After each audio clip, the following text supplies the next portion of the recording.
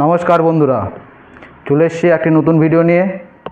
আপনারা থাম্বনেল দেখে তো বুঝে গেছেন কী নিয়ে আলোচনা করতে চলেছি। তো ভিডিওতে যাওয়ার আগে আপনাদের কাছে বলি যে আমরা প্রায় 4000 সাবস্ক্রাইব কাছাকাছি চলে এসেছি, আর কিছু হলে 4000 সাবস্ক্রাইব কমপ্লিট হয়ে যাবে।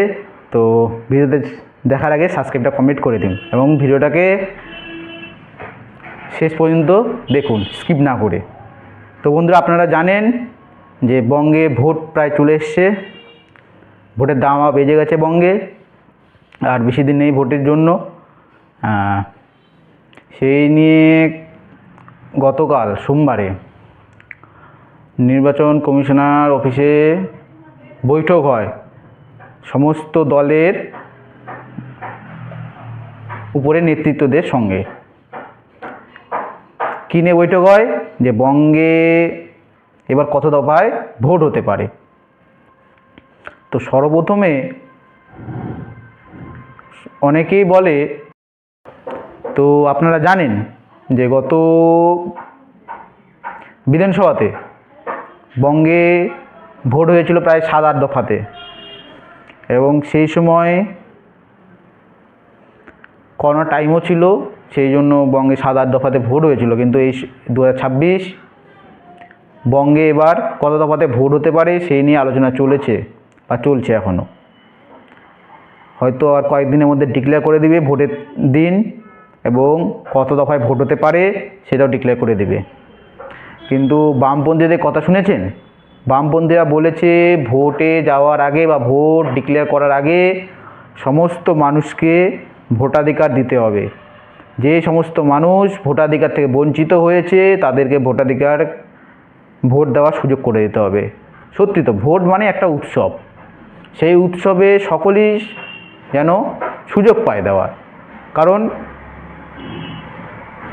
যে কোনো পার্টি করতেই পারে তার নিজস্ব ভালোবাসায়, কিন্তু তার এই ভোট উৎসবে যেন নামটা না বাদ যায়, এটা আমাদেরও প্রার্থনা সবারই কাছে।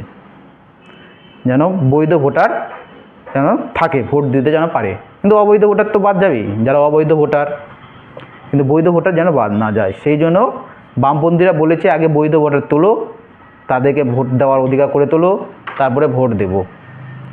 তো এবার 2026-এ কী হতে পারে আপনাদের মতে? কী মনে হয় কত দফায় ভোট হতে পারে 2026-এ? আপনারা কমেন্ট করে জানান আপনারা কত দফায় ভোট চান। আমার তো সম্ভবত 1-2 দফায় ভোট হলে সবথেকে ভালো হয়। তাহলে কিন্তু 1-2 দফায় ভোট হলে এত গার্ড, এত পুলিশ কর্মী আছেন, থাকলে তো খুবই ভালো। যদি সুষ্ঠুভাবে ভোট করতে পারেন তাহলে তো খুবই ভালো হয়। কারণ মানুষ চায় ভোট যেন তাদের নিজস্ব ভোট তারা নিজেরা দিতে পারে, সুষ্ঠুভাবে যেন ভোট হয়। মানুষের গণতান্ত্রিক অধিকার তারা যেন ভোটে প্রয়োগ করতে পারেন। এবং দেখছেন তো মিডিয়াগুলোতে মানুষ বলছে 34 বছর বামফ্রন্ট যখন শাসন করেছিল কত সুখে ছিলেন, কত ভালো ছিল। কিন্তু ইদানিং কি হচ্ছে সমাজে? বেকাররা বেকার থেকে যাচ্ছে। জানি না কী হবে 2026-এ, যেদিকে জনগণ মত দেবে সেদিকেই আবার হবে ফল। তো দেখা যাক বিধানসভা ভোট কত দফায় হতে পারে। আপনাদের যা মতামত আপনারা কমেন্ট করে জানাবেন, এবং ভিডিওটা যে ভালো লেগে থাকে অবশ্যই একটা লাইক করবেন, শেয়ার করবেন, সাবস্ক্রাইব করবেন। আপনাদের ভালোবাসায় আমরা প্রায় 4000 সাবস্ক্রাইব কাছাকাছি চলে গেছি, এবং আর কিছুটা হলে 4000 হয়ে যাবে। তো আপনারা ভিডিওটাকে সাবস্ক্রাইব করে দিন বন্ধুরা। ভালো থাকবেন।